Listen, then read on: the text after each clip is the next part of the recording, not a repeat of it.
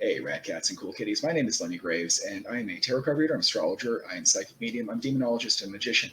Tonight I want to talk a little bit about my demonology. I had a friend, Idris, and he's a good friend. He's a follower. He always comments. He's a real positive guy. He has good energy. He asked me the other day after I did a couple spells how one uses the lesser key of Solomon to use demons for love spells and such. And I do it in a very different way. I don't do it traditionally.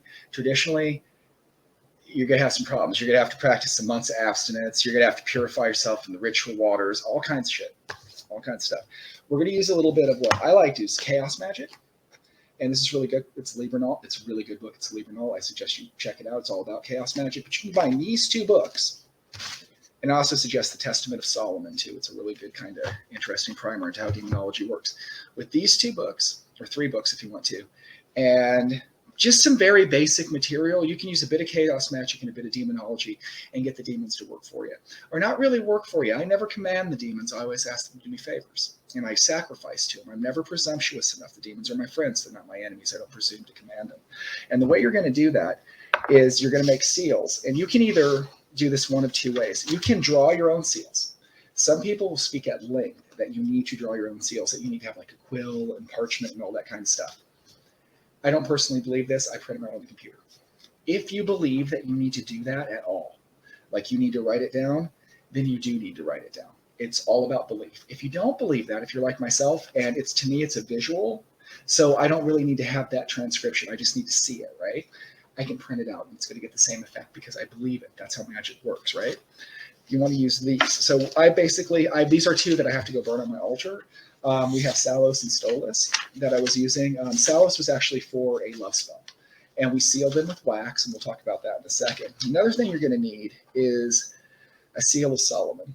This is the ring. It's a replication of the ring that you find in the Testament of Solomon, Lesser Keys of Solomon. This is what you bind demons with, right? This is your one ring to rule them all, right? Also, I would suggest taking parchment and inscribing ruins, doing sigils, whatever you want to do. I use just a regular black pen. But you really want to take your time, and you want to put a lot of energy and focus in it, right? So what you're going to do is you're going to set up your spell. And when you're setting up your spell, I would suggest you either use Salos or Zapar. Both of these demons are associated with love. Depends on the kind of love you want. Zapar is more manipulative, but I'm going to tell you there's a cost with Zapar. He doesn't like people very much. Salos is more into like binding us together in love. He's a really friendly demon to me.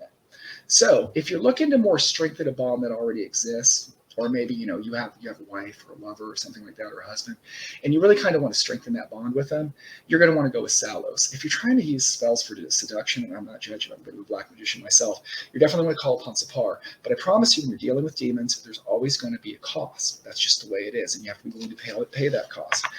It can be bad karma. There might be something come back to you, especially if you're going to manipulate people. And I should also warn you can never make someone love you really.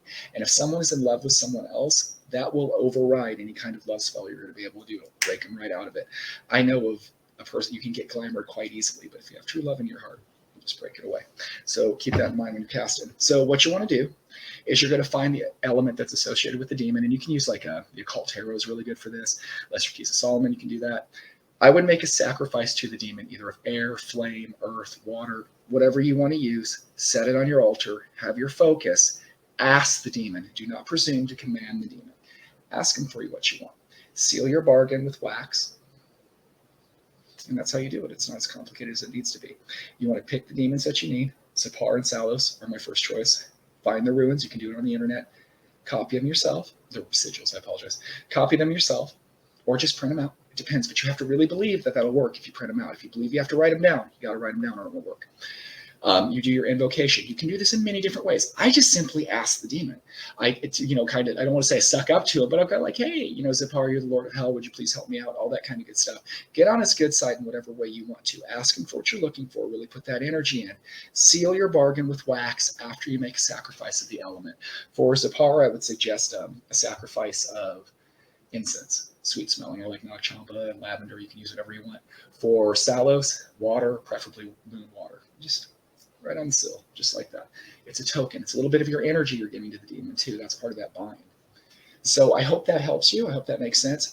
It's real simple. Remember, magic is what you believe works. And as long as you can put enough focus and thought into it, whatever ritual you conduct over these basic pictures I've given you. I really, again, suggest these two books as a good primer. And this one, just because it's cool. If you're a demonologist, figure out from the original guy, Solomon, right?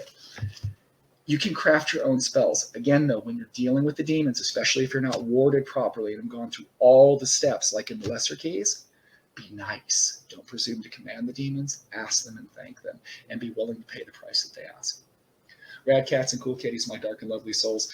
I hope that sets you down the path of demonology, because the demons are our friends. That's a great lie of our life and religion and history and stuff like that. They chose to fall to teach man, and that's pretty cool. They care about us. They just want to ask us nicely.